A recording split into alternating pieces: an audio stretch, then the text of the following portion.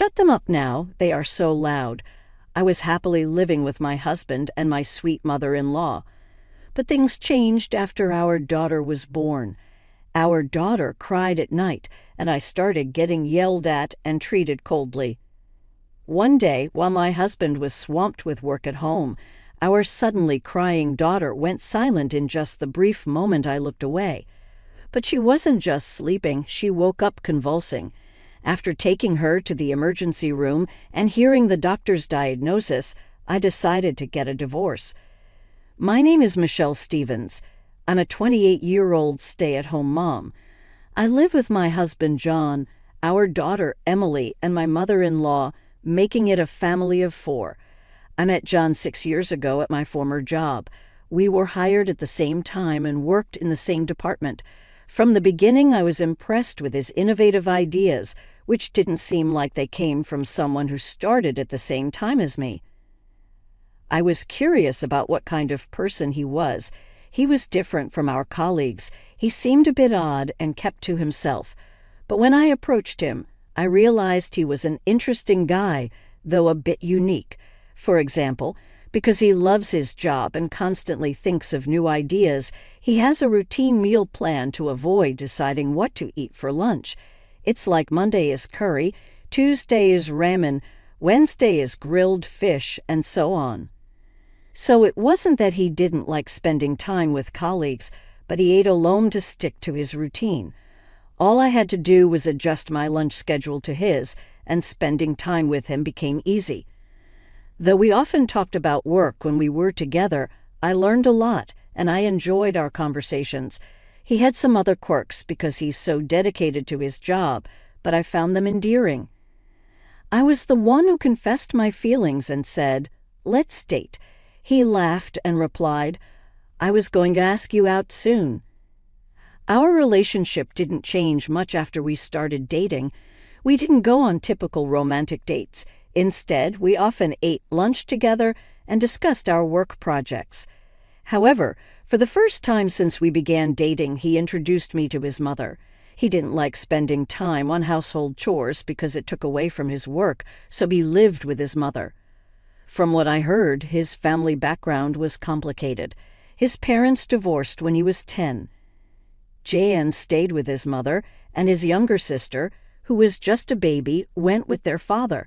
He hadn't had any contact with his father or sister since then. I was bracing myself for a very protective mother, but when I met her, she was a wonderful person.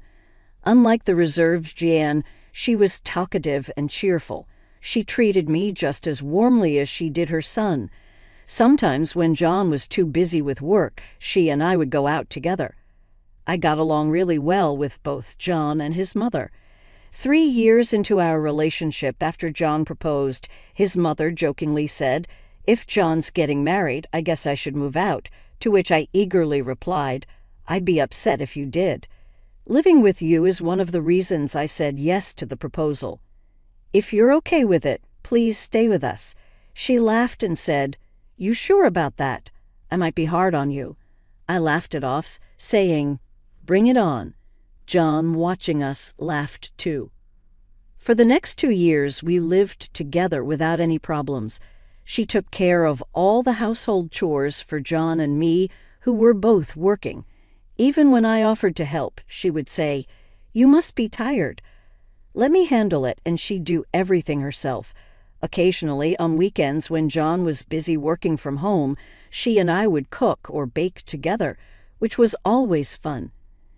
Jan remained dedicated to his job even after we got married. I believe our home was cheerful thanks to his mother, and I was grateful for that. Things started to change when I discovered I was pregnant 2 years into our marriage. I felt unwell, and at the advice of John's mother, I went to a doctor who confirmed my pregnancy. John was thrilled when I told him, but his mother's reaction was lukewarm, considering how she always rejoiced in our happy moments more than we did. I sensed something was amiss. That night in our bedroom, I asked John about it. He explained, "Mom had postpartum depression after my sister was born. Dad was working in a different city at the time, so she had to take care of both of us by herself. It must have been tough. One day she left the house with just me. I haven't seen my sister or dad since then. I regretted being so thoughtless and hurting her feelings. I didn't know there was such a backstory. If I'd known, I would have told John first and thought more about how to break the news to her. Seeing my disappointment, John smiled and said, "It's been almost 20 years since then. She'll be fine." Just as my husband said, my mother-in-law didn't change a bit from the next day onward. If anything, she became even more concerned about my health, preparing meals with even more attention to ensure I was getting all the necessary nutrients, and accompanying me to the hospital in my husband's place, among many other things. Feeling reassured by her, I decided to give birth here instead of going back to my parents' house. Initially, I had thought about having the baby at my parents' house, but it was in the countryside and quite far away. So the idea of looking for a hospital there and preparing to go back seemed like too much of a hassle. Luckily, my mother-in-law said, "I'll help you out," and I was able to give birth safely. I think I will never forget the moment my daughter Emily was born. She had already been precious to me while in my belly, but the moment I saw her face for the first time, I felt an overwhelming surge of affection and could unconditionally vow to protect her, no matter what, and make her happy.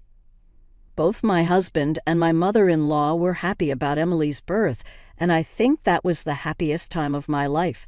However, that happiness gradually started to crumble after bringing Emily home from the hospital. I took a year-long maternity leave thinking that I would help with childcare and household chores, but my mother-in-law said, "I've always taken care of the house, and that's not going to change. You don't need to worry about it." True to her word, she took care of various things around the house as she always did, but she wouldn't get involved with Emily. I even felt an atmosphere as if she was deliberately avoiding her. My mother-in-law, who always listened attentively to what I had to say, would give vague responses or pretend not to hear when the topic of Emily came up. I was saddened by my mother-in-law's behavior, which seemed like she was ignoring my daughter, but I couldn't speak up strongly because I knew about her past. Even after 6 months since Emily was born, my mother-in-law remained the same. By this time, Emily could perfectly distinguish between people's faces, recognizing her father, who didn't have much time to interact with her due to work, and would smile at him. My husband still prioritized work, but when he had the time, he would talk to Emily and try to communicate with her. So he was delighted that she started smiling at him. Around that time, Emily started having episodes of night crying. I haven't seen many other children, so I'm not sure, but I think Emily's night crying was on the severe side. She would cry nonstop for 2 to 3 hours in the middle of the night, quite frequently.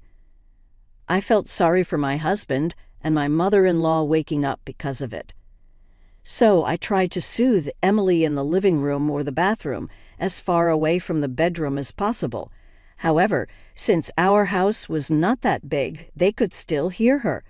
The number of times my husband and my mother-in-law mentioned that it was loud last night had increased. Although my husband is one thing, my mother-in-law usually never complained about anything, so I think this was probably the first complaint she ever made to me. I tried my best to soothe Emily, but her night crying didn't stop. Gradually, my husband and my mother-in-law seemed to become more irritable, and their way of speaking became more and more rough, saying things like, "It's so noisy," and "make her stop crying." At the end of that year, there was an important planning meeting at my husband's company. Whether his project idea would be accepted at this meeting would determine if he would be tasked with a project in the next fiscal year. It was that kind of meeting. Knowing how important this meeting was, I planned to go back to my parents' house for 2 nights and 3 days, starting 2 days before the meeting, so that my husband's work wouldn't be disrupted by Emily's night crying. I was being considerate in my own way. However, things didn't go as planned. In fact, I ended up going back to my parents' house even sooner. It was the weekend. less than a week before my husband's presentation, and he was working on his proposal at home. I had planned to go out so as not to disturb him, but it was raining heavily that day. Since I didn't have a driver's license, I hesitated to go out with Emily. If we went out in the heavy rain of December, Emily would surely catch a cold. That's what I thought. Reluctantly, I stayed at home, paying extra attention to not let Emily cry. However, she suddenly started crying. She had just had her milk and her diaper was clean. I was playing with her while holding her, and I didn't understand why she started crying. Trying to keep the crying sound from reaching my husband as much as possible, I moved with Emily to the bathroom, the furthest place from the bedroom where my husband was working, and tried desperately to soothe her. But Emily wouldn't stop crying. Then my husband opened the door of the bedroom and shouted, "It's too noisy. Make her stop crying now." This way of speaking was unthinkable from the husband I knew when we first got married, but this was pretty much what he had been like recently. I understand that work is important, but I thought he didn't have to speak in such a manner. I was so careful. And yet Emily started crying and I got yelled at by my husband. I felt like crying myself, thinking, but I thought that once my husband gets a break from work, things would go back to normal, and my daughter Emily, she'll stop crying someday, right? So I tried desperately to hold back my tears. I had just fed her, thinking that I needed to do something, but then I decided to give Emily another bottle of milk. I thought maybe if she's full, she might just fall asleep. Unfortunately, since I physically can't produce breast milk, I had no choice but to boil water and prepare formula. I couldn't just leave Emily in the bathroom while I made it, so I brought her to the living room and laid her down in a crib. My mother-in-law, who was there in the living room, frowned as Emily continued to cry and said, "Hey, when is she going to stop crying? John can't concentrate on his work, and I can't stand this noise anymore." Recently, my husband John and my mother-in-law have been acting like this. She helps with housework and talks to me, but when it comes to Emily, she doesn't touch her, and if she does, she just complains. That's how my mother-in-law has been lately. I apologized to my mother-in-law and asked her to watch Emily for a bit. I went to the kitchen and quickly prepared the milk. Even then, I could hear Emily's piercing cries. But by the time the water had cooled down and the milk was ready, the crying had suddenly stopped. I knew it, my mother-in-law did it. She got Emily to stop crying. I was touched when I returned to the living room. Just as I thought, Emily was asleep. My mother-in-law was sitting on the sofa reading a book. When I thanked her, saying, "You're really something else," she responded, "I suppose." But she seemed somewhat brusque. I felt a slight discomfort with her response, but I was relieved that we weren't disturbing John, so I didn't pay it much mind. However, Emily did not wake up even after about 3 hours. If this continues, she won't be able to sleep at night and might start crying again. That's what I thought. So I decided to wake her up. But even when I called to her, Emily wouldn't open her eyes. When I tapped her lightly on the shoulder, she opened her eyes, but she seemed dazed and her eyes weren't focusing properly. She was acting different from when she is usually groggy after a nap. I became worried and consulted my mother-in-law, telling her that something seemed off with Emily. But without even looking at her, she said, "It's probably just your imagination. She'll be fine." I believed my mother-in-law's words and waited for a while, but Emily's eyes never focused. Scared, I went to my husband, John, who was working in the bedroom. "I know you're busy, but can you take out the car? Something's wrong with Emily. She seems completely out of it. It's strange. I'm worried. I want to take her to the hospital. Please," I pleaded desperately. But John, seemingly annoyed, said, "Are you sure it's not just your imagination? What does my mom say? Your mom says she's fine, but she's clearly not okay to me. If Mom says she's fine, then she must be okay. I need to finish this today. Don't bother me." But I'm really worried. When I said this, John raised his voice. "Give me a break. Can't you see I'm working? I thought she finally stopped crying, and now you want to go to the hospital. Don't be ridiculous. I was so stunned by my husband's outburst that I couldn't say anything. Then, turning back to his computer, John muttered, I never wanted a kid in the first place. His words still ring in my ears to this day. I couldn't believe my ears. It was unthinkable for John to say something like that, but I definitely saw him say it. I couldn't stop crying from the shock. I never thought John would say something like that. I left the bedroom still crying, but when I saw Emily, my tears dried up. She was having convulsions. I thought something was wrong. Just a moment ago, Emily seemed perfectly fine. She didn't look ill at all. Panicking, I called a taxi and rushed to the emergency room. I couldn't stop trembling at the thought of something happening to Emily. When we arrived at the hospital, a pediatrician saw us right away.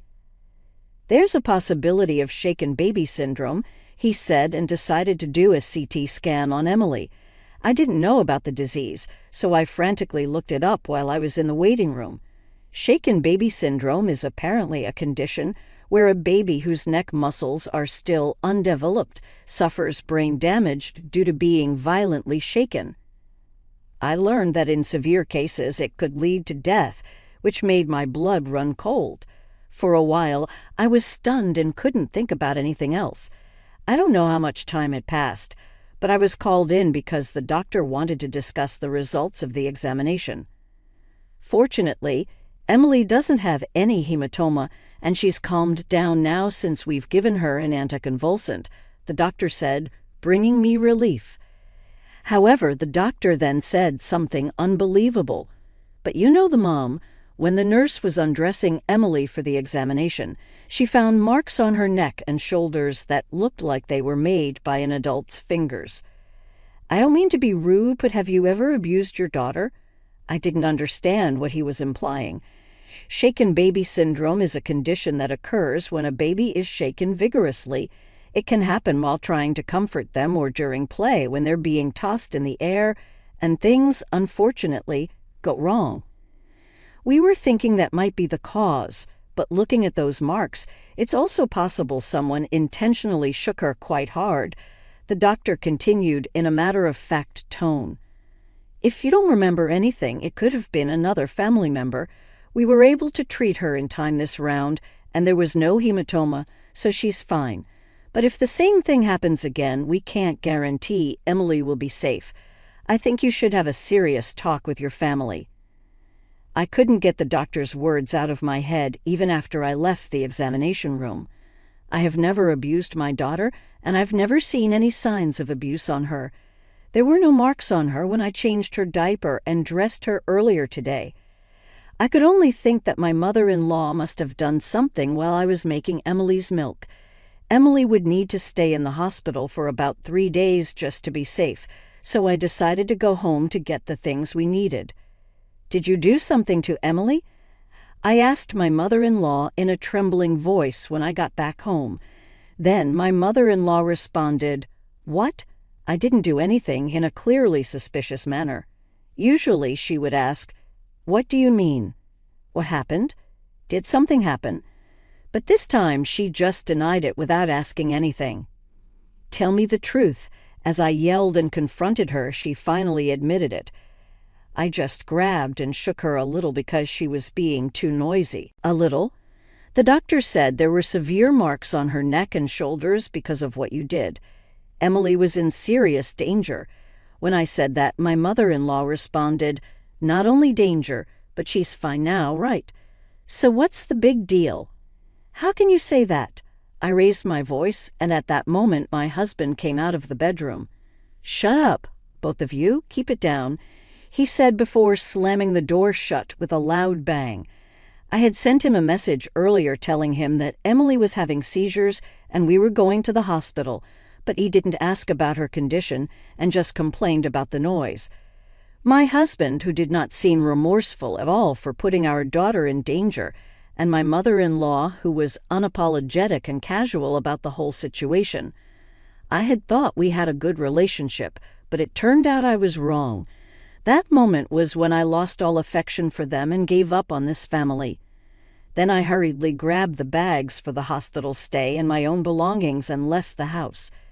Luckily, I had planned to return to my parents' house, so I had travel luggage ready, and I grabbed that in the taxi heading to the hospital where my daughter Emily was. I made up my mind to get a divorce. Some might think this is an overreaction, but for me, it was a big deal. Of course, I was furious at my mother-in-law's actions, but the main cause was my husband's behavior. I do think my husband's job is tough. The upcoming planning meeting, whether he gets selected or not, would change how fulfilling his work is for the next fiscal year. But that's not the kind of job you continue doing, neglecting the fact that your daughter has to go to the ER and is hospitalized. It's not a life-threatening job, nor is it a job that only he can do. It's about whether he becomes the project leader or the assistant. Yet I was fed up with my husband, who is the only father Emily has, for not coming to us, let alone asking about her condition. 3 days after the admission, Emily was safely discharged from the hospital. Intending to divorce my husband, I did not return home but went to my parents' house. My husband and mother-in-law were supposed to visit my parents' house from that day, so they probably didn't think anything of it when I didn't show up. They didn't contact me. Back at my parents' house, I told them what had happened. My mom hugged Emily and me, crying, and after my dad angrily slammed his fist on the desk, he said, "You don't have to go back there. Stay here with us. I'll protect you and Emily." I broke down in tears at his words. After that, my parents and I started looking into divorce. With our layman's research, all we could understand was that divorce seemed difficult. My mother-in-law's actions weren't continuous, so it couldn't be considered abuse. If the other party contested the divorce, it seemed like it would be difficult, even if it went to mediation. So I decided to play hardball. On the 3rd day at my parents' house, I received a message from my husband John saying the presentation went well, so come back home. Let's celebrate its success. Irritated by his carefree attitude, I decided to go back home once to talk about divorce. I didn't want Emily to see John or my mother-in-law ever again, so I asked my mom to keep her at my parents' house. When I got home, John, surprised that I came back alone, finally asked, "Where's Emily? Is she still in the hospital? Is she that sick?" "Emily has been discharged. She's at my parents' house now. Why didn't you bring her back with you?" I want a divorce. Both John and my mother-in-law were stunned. What? Emily was safe this time, but what if you had shaken her more violently? If I hadn't noticed and left it be, Emily might not have made it. Thinking about it, I'm scared of you, and I tried to continue pointing out John's issues when he interrupted me. "If you are scared of my mom, we can live separately, so please reconsider the divorce." At his words, my mother-in-law confronted him, saying, "What? You'd choose Emily over me?" Ignoring her, John said to me, "See, isn't that okay?" I continued what I was saying earlier. "No, I am disappointed in you, John. I can't believe you said, 'I never wanted kids,' and I'm disappointed that you prioritized your job over our daughter's life. Whether we live separately from your mom or not, I can only think of divorce." When I said that, John grabbed my hand. No way I was out of my mind back then because of work. "I love you and Emily, I apologize, so please don't talk about divorce." I think words and actions under pressure reveal true feelings, so I can't trust you anymore. "I won't divorce you, even if it comes to mediation." His words made my heart race. This would be bad for me if it went to mediation. It would be difficult to accuse his mother of abuse and use it as a reason for divorce, as I had researched at my parents' house. So I decided to tell them a lie that I had thought of at that moment.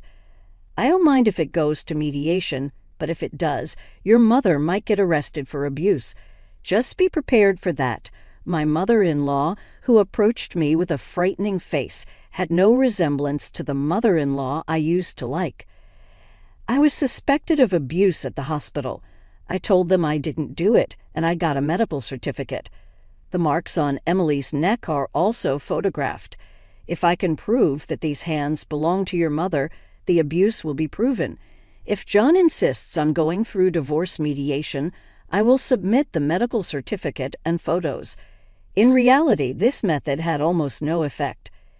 Even if it could be proven, it might not be considered abuse if they realized it was just a one-time incident. However, they seem to believe it. That would be a problem. Please think it over again. I have no intention of reconsidering. Besides, if you're going to file for mediation, I will comply, but I will make sure the dates are on weekdays. Can you prioritize us over your important work? John flinched when I said this. His mother was constantly begging him, "Hey, John, please divorce her. I'm going to get caught." For a while, John was silent, deep in thought. I added, "I will use any means necessary to divorce you, even if it goes to mediation, even if your mother gets arrested, and even if you have to take time off work. It won't change the fact that we are getting divorced. If that's fine with you, go ahead." After thinking for a while longer, John reluctantly agreed to the divorce. Throughout the discussions about property division and child support, John repeatedly asked, "You're kidding, right? And can't you reconsider?" But I ignored all of it. In the end, we agreed to divide the assets in half and set the child support at $400 per month. My husband was reluctant to agree to the divorce until the very end, but it seemed like he finally realized my stance wasn't going to change, so he reluctantly agreed. I told him feel free to dispose of all my belongings, and then I left the house.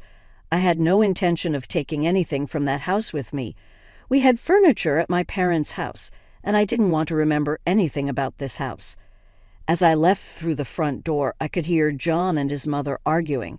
"It's all your fault, Mom. John, you said you didn't want Emily either, right? This is what you get." "What did you say?" "I covered for you so you wouldn't get caught. If you hadn't done that, we wouldn't have had to go to the hospital, and I wouldn't have had to hear all this. It's all your fault. I don't want Michelle to leave. I want you to leave." Later, I heard through the grapevine that John and his mother had separated. Apparently, they had been fighting nonstop since the incident. They were blaming each other for the divorce. Since the apartment was in John's name, his mother was kicked out and is now working in a cleaning job, being bossed around by people more than 20 years her junior. It's been a year since then, and Emily is growing up safely without any lingering effects. She's starting to learn words, calling me Mom and even saying Grandpa and Grandma. She's getting better at many things every day. My mother is looking after her, allowing me to rejoin the workforce at a local company. With my previous experience, I was placed in the planning department. But unlike John, I prioritize my family over work. I've heard about John's situation through former colleagues. Apparently, he struggled with living alone, couldn't concentrate on his work, and the project he proposed started to fail. Eventually, John was removed as project leader and transferred from the planning department to human resources. It's quite the ironic story. My husband, who was so devoted, got taken off the planning department, and I, who have been prioritizing our family, got assigned to it. Moreover, my work is going really well. When I brainstorm with my daughter on my lap, a ton of great ideas come to me, and I'm able to write excellent project proposals. Not just in terms of work, my personal life has also been flourishing recently. There's this single father from my workplace, and things are going pretty well between us. We first hit it off talking about our kids and have become good friends since. On weekends, taking our kids to parks or amusement parks has become a regular activity for us. His 3-year-old son has taken a liking to me, and he plays with my daughter too. He's also kind to my daughter, so I want to keep seeing him. I've just got divorced, so I'm not thinking about remarrying right away. But if things continue to go well, I hope someday I might become his wife.